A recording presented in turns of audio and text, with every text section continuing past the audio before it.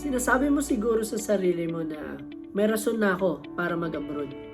Australia na rin yung napili kong bansa na puntahan at may mga paraan na rin ako na pwedeng gamitin para makapunta dun. Pero ay iniisip mo rin siguro ay, kinakabahan ako pagdating ko dun. Hindi ko din alam kung saan ako magsisimula. At anong una kong gagawin pagdating ko dun? Pues, nasa tamang video ka pa di. At dito, tatalakayin natin ang mga dapat mong unahin pagdating mo dito sa Australia. What's up mga padi? Panibagong araw, panibago na namang kaganapan sa atin. So sa video na to ay pag-uusapan natin ang mga 6 na bagay na pwede mong unahin pagpunta mo dito sa Australia. So, umpisahan na natin at marami-rami tayong pag-uusapan ngayon. Unang-una mga padi is kumuha na kayo ng SIM card. So isa to sa mga pwede nyong unahin pagdating nyo dito sa Australia. Kasi syempre para ma-chat nyo sa messenger or ma-text nyo yung mga kakilala nyo na andito na kayo sa Australia. Sa airport pa lang marami nang nagbebenta ng mga SIM card for as low as $10. Paglabas mo pa lang ng immigration padi is marami ka na makikita ng mga SIM retail stores na nagbebenta ng SIM cards. Medyo overwhelming lang siya kasi hindi mo pa alam yung mga brands na pwede or magandang kunin. So ito yung few major brands dito sa Australia na pwede mong i-check. So unang-una is yung Vodafone, Optus, Telstra, or TPG. Maraming pang mga brands na pwede nyong i-check pero so far yan yung mga ginagamit ng karamihan dito sa Australia. Pero a few examples lang na mga less known brands na pwede nyo ring i-check kasi may mga magagandang mas murang price din sila compared sa mga major brands is yung Dodo, Kogan, Lebara Mobile, and AmySIM. Lastly, huwag ka mag-alala padi kasi hindi mo naman kailangan mag-upgrade agad sa 1-month plan nila. Meron ding in-offer yung mga brands na $10 for 7 days lang kung yun lang yung kaya ng budget mo for the meantime. And then syempre, pag nagka-work ka na and then nag-earn ka na, pwede ka rin mag-upgrade doon sa same number mo ng mas malaking plan. Pangalawa mga padi is kumuha or bumili na kayo ng Opal card. So ang Opal card mga padi ay isang necessity dito sa Australia lalo na kung plano mo mag-commute. So ginagamit to sa 2 major transportation dito sa Sydney at yun ay yung bus and train. May mga ticketing system din dito per ride pero kung plano mo magstay dito ng matagal at wala kang plano mag-drive, mas makakasave ka gamit tong card na to. So paglabas mo ng immigration padi is sundan mo lang yung mga sign kung saan malapit yung train station. And then pag malapit ka na doon may makikita kang gatong booth na pwede mong pagbilan ng Opal card. And from there pwede ka na mag-top up or load para makapasok ka ng station and then makasakay ng train. So matatop up mo yung Opal card mo mga padi gamit tong mga machine na to na meron sa lahat ng Sydney train stations.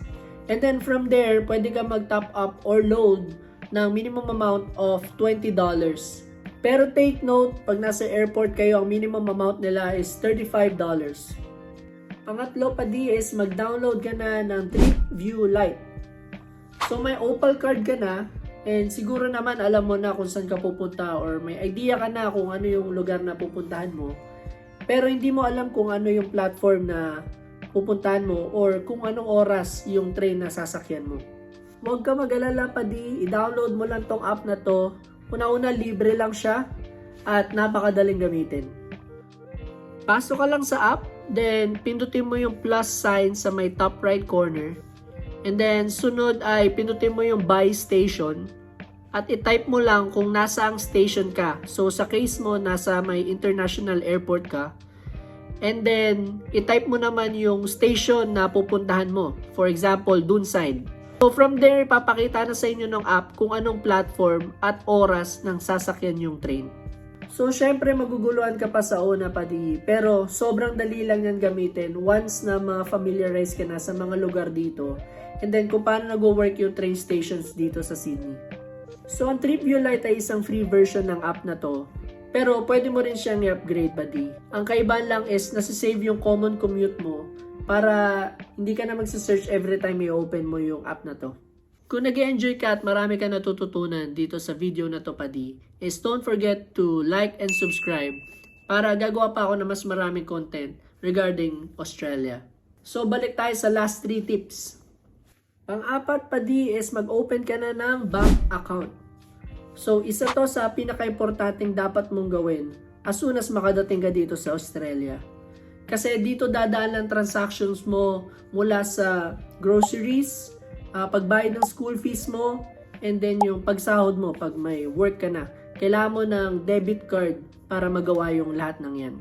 Pwede pa rin naman magbayad through cash, pero kadalasan yan na yung gamit dito, lalo na pag nakaka-receive ka na ng income sa work. So ang top 4 banks for me na pwede nyong i-check para mag-open ng account dito sa Sydney ay unang-una Commonwealth Bank, second one is ANZ or Australia and New Zealand Banking Group, third one is Westpac, and lastly NAB or National Australia Bank. So marami pang banks na pwede nyong i-check na meron dito sa Sydney. Pero for me, good start na yung mga example na binigay ko sa inyo. Simple lang mag-open ng bank account dito sa Sydney. Pwede kang pumunta sa website ng mga sinabi ko kanina, or pwede kang pumunta sa pinakamalapit na branch nila kung sang suburb ka man nakatira. Basta make sure, wag nyo kakalimutan yung passport nyo kasi yan yung magiging ID nyo pag hiningi nila. Ganun lang kasimple yun padi. Once na ma-receive mo yung card mo after 7 days, pwede ka na mag-deposit, mag-withdraw, tap and pay, and pwede ka nang makareceive ng sahod mo doon sa bank account na yun. So pang-5 padi is kumuha ka na ng TFN or Tax File Number. Isa din to sa importante or pinaka-importanteng document na pwede nyo kunin, lalo na pag plan nyo mag-work dito sa Sydney. So basically ang TFN padi is para yun sa tax na nare-receive mo sa sahod mo. Dito kasi sa Sydney, pag dumating yung sahod mo, is bawas na doon lahat including yung tax na dapat mong bayaran sa government. However, padi, pag wala kang TFN, is yung tax na madededuct sa'yo is nasa pinakamataas na bracket. So meaning, mas mataas yung babayaran mong tax pag wala ka nito. Bawal ka rin mag-apply sa mga government benefits such as tax return and superannuation fund na pwede natin talakayin sa ibang video. So napaka-importante na i-apply nyo agad yung TFN nyo, lalo na kung may work na agad kayo pagdating nyo dito sa Australia. So madali lang mag-apply ng TFN padi. So ang gawin mo lang is pumunta ka sa ATO website pagdating mo dito sa Australia, and then hanapin mo lang yung tax file number, then click mo lang yung apply, then ganun lang kadali yun. Basta make sure lang meron kang valid passport and valid visa, kasi hindi pwede mag-apply ng TFN pag wala kang at least student visa or working visa. Pang-6 padi is kumuha ka na ng photo card. Itong last tip na to ay hindi mo naman kaagad-agad dapat kunin.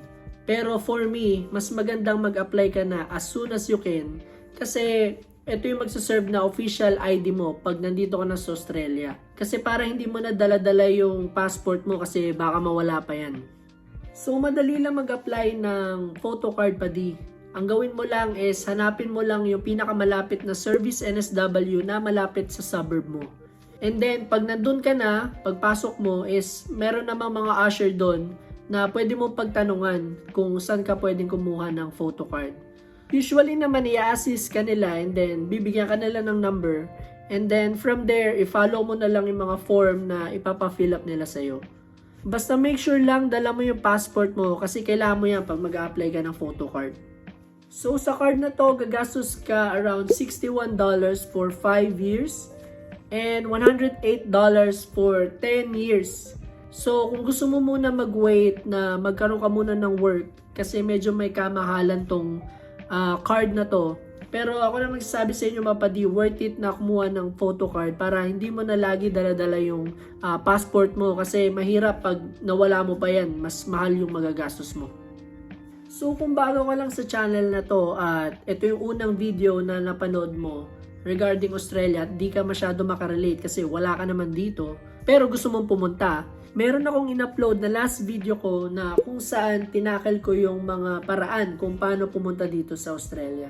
So kung hindi mo pa napapanood yun, magli-leave na lang ako ng link sa description below para matutunan mo kung paano ka makapunta dito sa Australia. So yun lang padi, salamat at tinapos mo tong video na to. Kung andito ka pa, sana nag-enjoy ka at marami kang natutunan. At kung may katanungan ka pa regarding sa mga pinag-usapan natin sa video na to, or kung meron kang gustong topic na pag-usapan ko sa ibang video, ay mag-leave ka lang ng comment down below at babasahin ko at sasagutin ko yung mga yan. So paano sa next video na lang ulit? Salamat sa panonood, stay safe, and see you on the next vlog. Bye-bye!